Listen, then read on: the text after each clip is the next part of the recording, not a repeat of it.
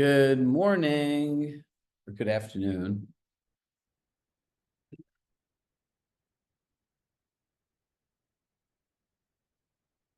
And welcome to another session of live objection handlings. Before I go through mine, just in case you weren't on the other calls today, if you've ever heard of a Pomodoro clock, it's something that's really interesting.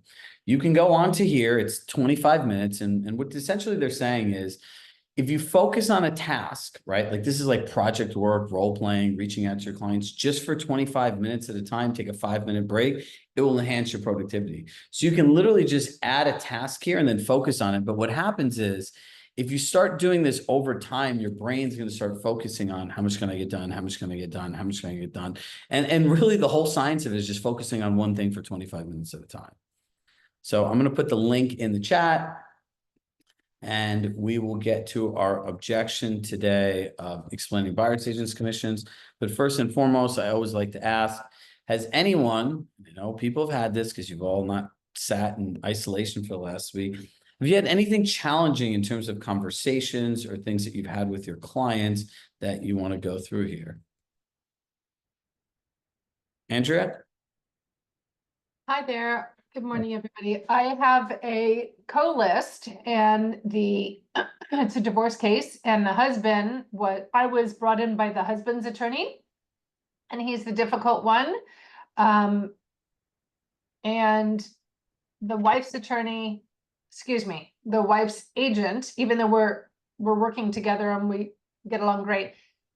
Wife is agreeing to everything. Husband is not wanting to pay full commissions. I think I sent you a note, Chirag. Yep. He wants to pay 5% total, and so I keep going back to, here's what we do. It's separate now. Because I don't want to get caught on that. And then I was going over the absorption rate in the area. This is our competition. Things aren't moving. I've called 5 out of 6 of them. They're all offering 2.5%. So to offer less than that might be detrimental to you. Just so you know, you make your decision on whatever you decide. I support you 100%. And at the same time, my concern for you is you're going to be paying mortgage on an empty house. Yeah, but I'm only going to be paying half. So here's the part. Remember, what they choose to do is 100% their control, right? We've also identified it's a divorce so that they have to sell the asset, right? So number one, you want to get clear on data and presenting it, right? You want to provide a conclusion and say, take this information, let us know where you want to position your house and let them know if homes don't sell in this many days, what's your plan B? So, we'll put all of our efforts into marketing and potentially setting you a record price. And if we're not able to get that in this many days, what do you want to do? Right? If he wants to offer out 2% and they're offering out 2.5%, and like he can't see the value in that or understand that, who cares? That's not your problem. Right? So this could not be a better example of like getting in our own way. Right? Because when I say getting in our own way, My own way or him getting in his way? they're going to get in their way, right? But when we try to protect them from themselves, who's the lamb that gets slaughtered? Us. Because there'll be somebody else that agrees with them, get the listing, understands the divorce, they have to sell it, it's court ordered, and it'll eventually get there. What you want to be is clear as to what your position on all this stuff is, what the data supports, and how it will look going forward, right? So what you kind of play out how this goes. A gentleman like this, what's the average days on the market for these homes? I don't have it committed to memory. I'd have to look it up again. Just make I it went up. over it the other day. Alto said it was a slight buyer's market. So make up a number here for the sake of this conversation. 125 days. Great. So after 125 days, if it doesn't sell, right?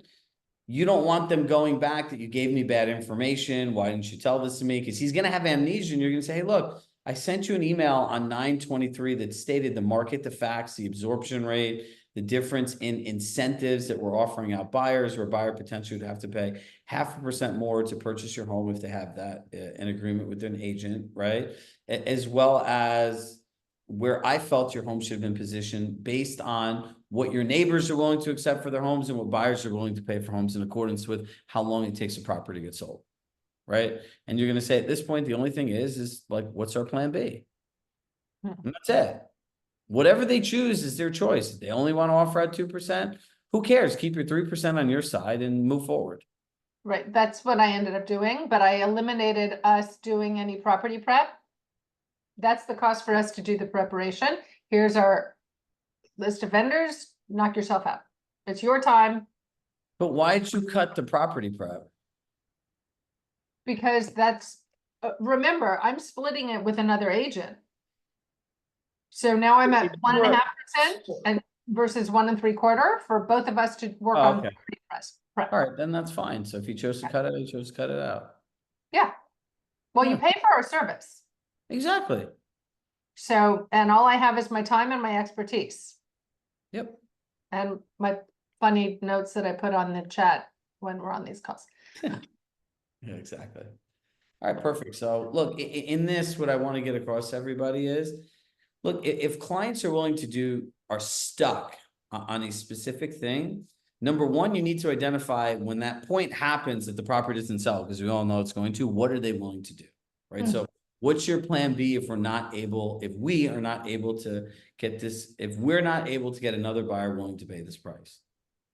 Based on what the other homes that sold are, this is not the case, right?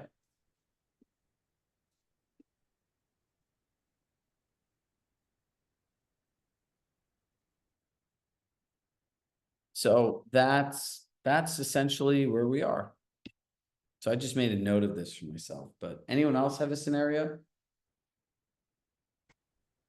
Rod, Hello. can I ask about what we just went over with the perceived and the actualized value? Because I thought we were kind of getting away from that and saying, you know, what is it you're looking for in the agent you partner with, and then responding to that. Were you saying that we just need to know what we have in our Tool belt, exactly. So when they say I'm looking for blank, you already have it all figured out. Because there's only so many different things, right? Highest price, marketing, communication, those are the three things sellers care about, right? So it all leads back to the same thing in how you provide the service. It's Okay, so for example, so they'll figure out I'm organized or whatever because I have the marketing plan and I have the communication plan. I have everything in a folder for them. So that's actually what I'm doing, and they're perceiving, hey, Christine's organized and keeping me on track. Yep. Okay. So you don't want us to rattle off what we do, right? No. Okay, perfect. I just wanted to make sure, because people were texting me like, wait, did he just go back in time and now we're supposed to rattle off what we do? I'm like, I don't think so. No, so here, hold on a second. Let me just pull something up.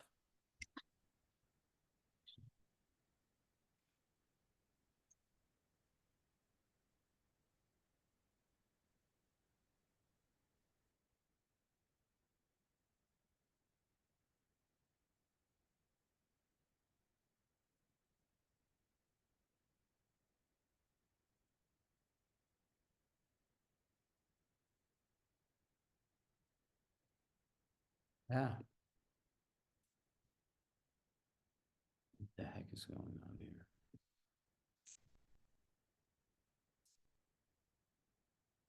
There we go. It's just like minimize the whole Zoom. So if you get to a place where people don't understand, you could say, have you ever wondered exactly what a listing partner does in exchange for the compensation? And then you could hand them this list, right? And we're looking to clean this up and to delegate to a team, like to make it look like more of an actual checklist. But this looks different than a marketing document, right? And you're going to say, you know, a lot of these things are internal and may not make a difference to you, but go through this and let me know your thoughts. If somebody looks at all of these different things that you do, they're going to be like, okay, like this is very different.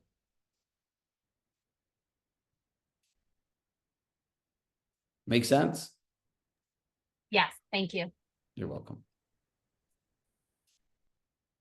Anyone else have questions? All right, let's get into talking about buyer's agent's compensation. So before this settlement happened, did the words buyer's agent's commission or compensation widely get spoken about or something that was ever brought to the attention of any person selling their home? Yes or no? No. No. So when they hear those words, what do they think about? Or where is the only place that they're getting information about this? Starts with an M. The media. The media.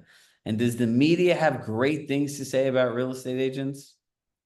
No, you know, like great reporting died, I feel like, with Peter Jennings and investigative journalists, or Fox used to have fraud and expose other people. Now it's all just nonsense, right? It's like you can hear the end of 6% commission. Well, I can tell you here in Fairfield County, Westchester County, and Long Island, like unless it's an REO, there are no 6% commissions, right?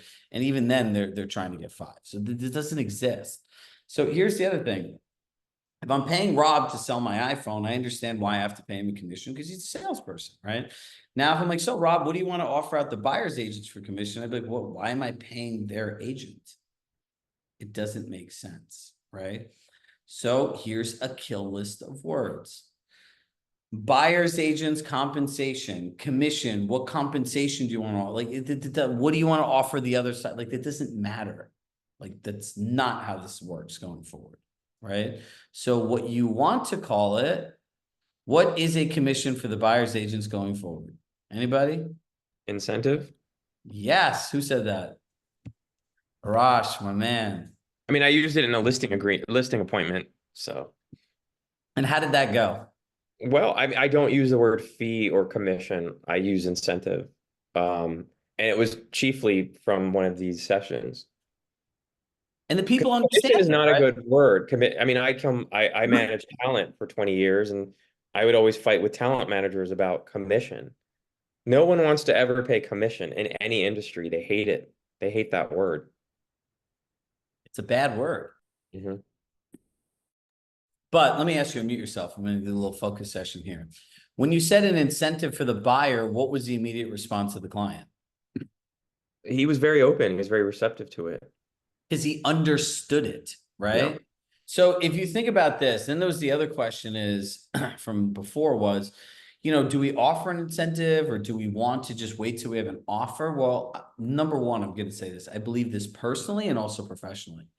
There is no advantage. I actually think it puts the seller at a disadvantage not to offer out any kind of incentive until people get there because you have no idea, right? Like imagine Mercedes-Benz said we have incentives for our new cars, right? So well, what incentives are you offering?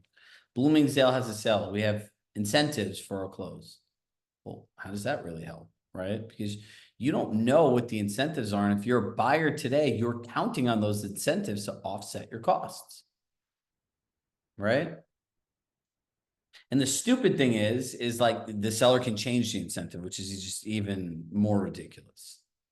So let me go to Bloomingdale's and buy a suit. And just because I went and picked the suit off the rack, yeah, we don't want to give you 50, we only want to give you 30.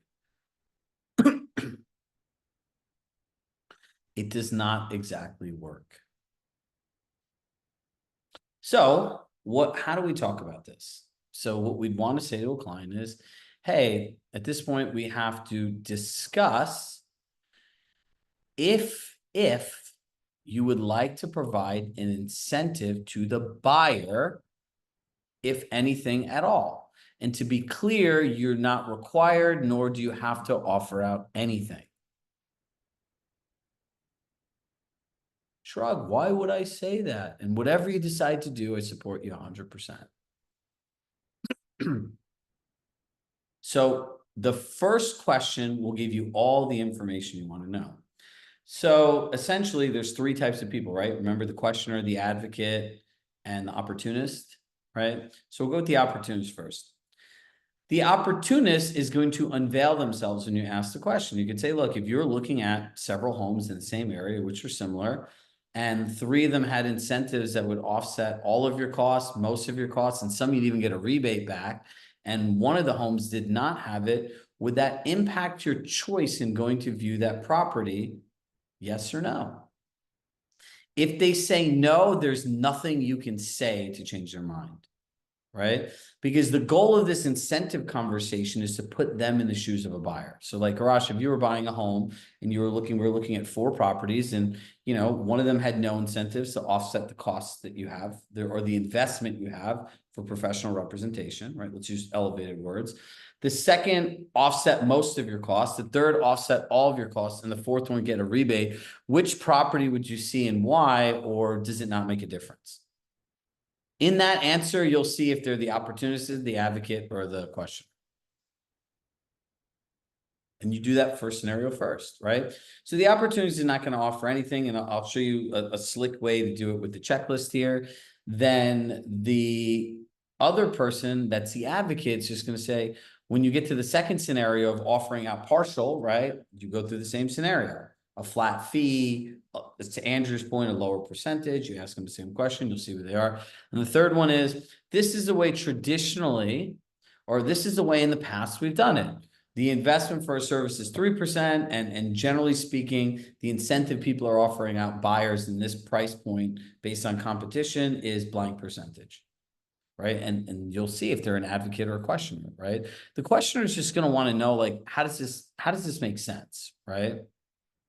Now, the next part to this is the fourth option. You could say, regardless of what we do, they can still build it into your offer. So I want that to be prepared. And, you know, no situation do I want this to be new news if somebody writes it in with a 3% incentive to cover the investment in professional services that you turn around to me, Shrag, you never told me this. This is really frustrating. It's part of the process now. And you see where they land, right? So then if they still don't want to do it, what do I do at that point? Anyone have an idea? If they go, no, we don't want to offer anything. What do you do? I support you 100%. I support you, just so you know, I support you. Yes, correct answer. I support you 100%. And Pamela, I would not be doing my job if I just didn't share a little more information with you. And then again, make the best decision for you and your family. And that's the decision we'll move forward with. Would that be okay? Now, Pamela, where are you moving to? Oh, you're muted. Naples, Florida. Naples, got it. And where do you live now? Hold on. I live in Atlanta. Got it. Naples is great. So you're moving to Naples, Florida. Would it be safe to say, since like most people, that you need the equity in this home to buy another one, that when your property did go into contract, you'd be making large financial and life decisions based on this transaction? Absolutely. And if something did not go to schedule, or the deal blew up, or there are unforeseen delays, or there are 100 different things that could happen, would that impact you negatively, both personally and financially? Yes. And have you ever wondered what a buyer's agent does in exchange to the investment that a buyer makes in them? It's not really clear. Got it. So here, I'm going to share this list with you. This is just our internal checklist. So I apologize in advance. There are probably a lot of things here that are not important to you, but take a chance and read this over and then let me know your thoughts. I'm just going to sit there and shut up. They're going to read that over. I'm going to let them share their thoughts. I would say, Pamela, question. Is it safe to say that if somebody had, or what do you think is another way, right? So if somebody had little to no professional experience, or they're buying real estate for the first time and they have a full-time job, and these are all the things that now they're required to do you think there's a high probability of something going wrong? Definitely. So After looking at this list, yes. So essentially what you want to think about is, because I only represent you in the transaction, I will not represent a buyer. It's my fiduciary responsibilities to you. You shared a lot of confidential information. It's blank, blank, blank. So to me, it'd be a conflict of interest of representing two parties, and it actually takes away for the investment you're making. Does that make sense? It does. So based on seeing this, as they say, knowing what I now know today, do you want to make the same decision, or do you want to open up the conversation and offering incentives so that a professional could own this whole process, not someone buying a home that has a full-time job? What would you recommend? My recommendation would be, if there's 4 other homes that we went through it, to at least offer what we're seeing in a lot of agreements that buyers have with their agents, it's 2.5%. If you want to be ambitious, maybe use an incentive to drive more demand. You could offer above that to create a rebate to the buyer, or at minimum, I would say the 2.5% that will offset their costs and that they're not doing this on their own. Yes, I would agree to that. Questions, comments? Thank you. Questions, comments, concerns? That's the whole conversation. If they still say no, who cares? It's their problem, not yours. And just be clear in your recap email. We went through this. The investment for my services is 3%. We discussed the benefits of somebody being able to cover this process that I've attached here. And if not, like the caution and risk that you're doing is somebody that likely has a full-time job with little to no real estate experience will be responsible for all these.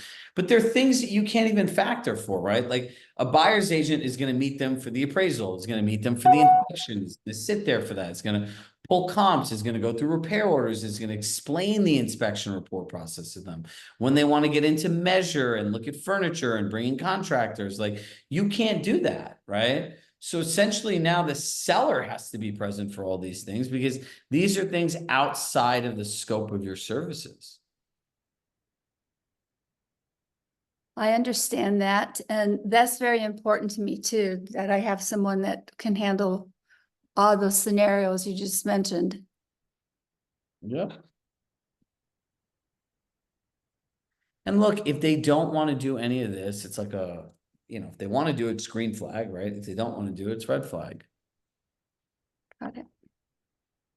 Do you ever talk about market momentum in the first weekend at a home? I mean, in my listing appointments, again, since I worked in talent management, I often use like the movie or album industry, which I worked in, as a metaphor. And I say, we're going to position your home like I would drop a movie. We would do a drip, drip, drip campaign, and then boom, we list it, and we want to cast the widest possible net. And in order to do that, you should offer an incentive because you will lose market momentum if your house isn't sold within a certain number of days. Then the buyer will just bake in and ask you to pay or their buyer broker fee. Yeah, look, in the end, right, that goes back to the portion of your property launch plan, right? And we have a whole pre-marketing playbook, right? Like we emailed it to all of you, just follow that plan, right? And it shows on different levels how you garner interest, how you create momentum and everything else, right? So look, that clear cooperation thing, in my opinion, will be overturned. Like this is not Cuba where there's Fidel Castro's MLSs and NAR that can dictate to people what they do with their private homes. It is the craziest thing on the in the entire world. And also, in my opinion, it also opens us up to a whole nother lawsuit.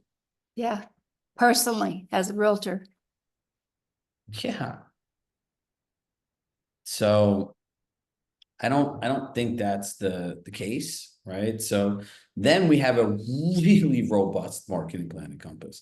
Because you got to remember, and I've been saying this since COVID, we're the only company built that if we didn't have an MLS, we could still sell properties, right?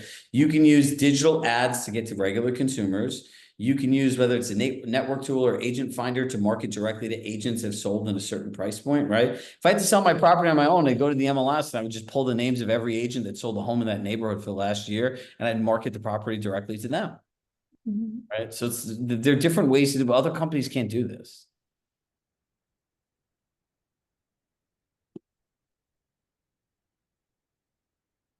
So one thing is nothing to do with the other, right? We just want to identify and help them own the experience, right? And like even telling a buyer, if you were responsible for all these things buying a house, and remember, you've bought a house once, you've sold a house once, do you feel comfortable doing all of these things? And the answer is no.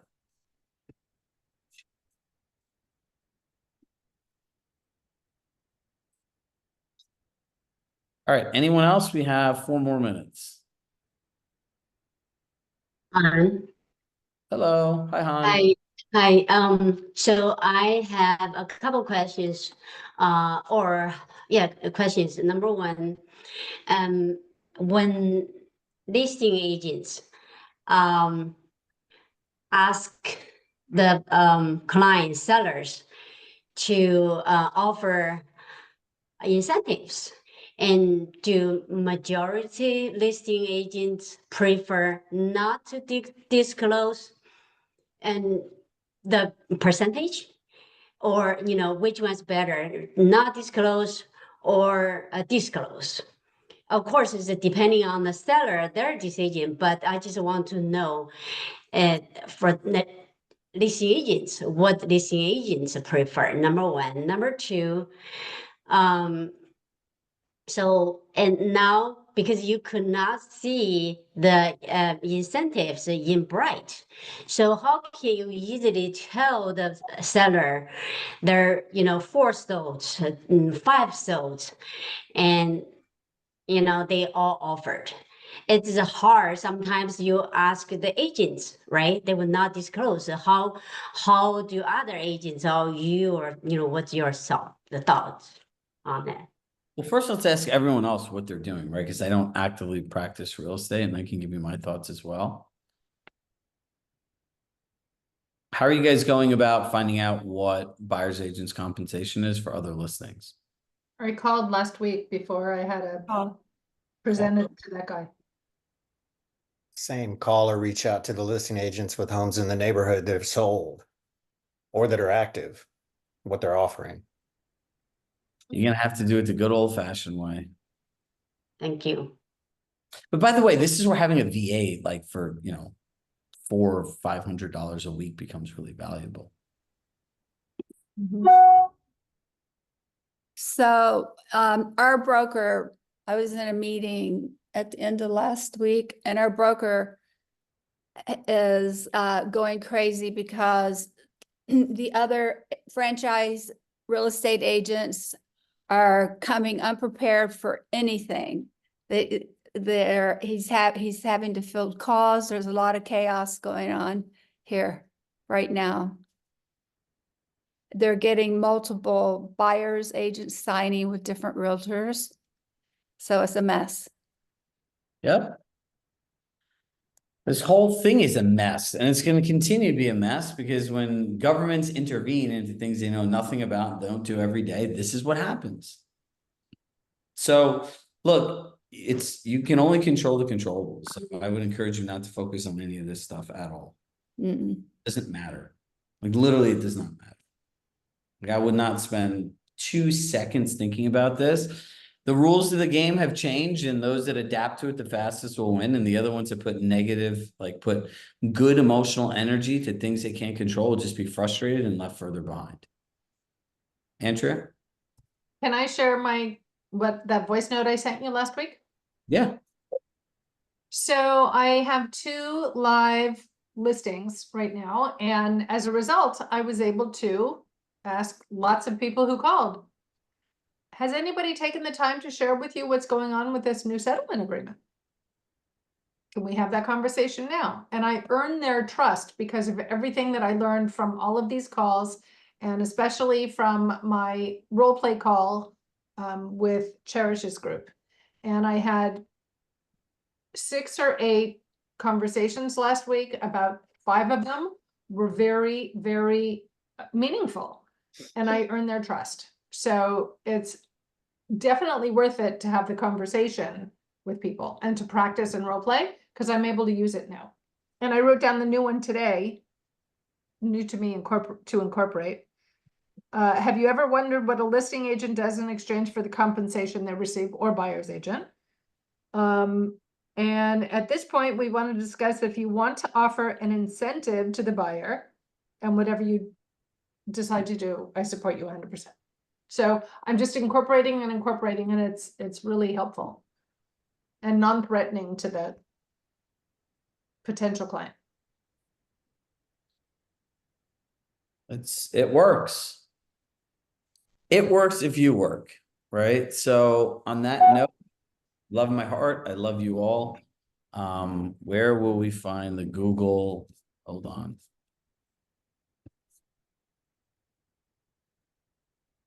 So I have this list. I don't know. I have to figure out how to edit this PDF, but I'll attach it to the morning and evening session, morning and afternoon sessions for role playing.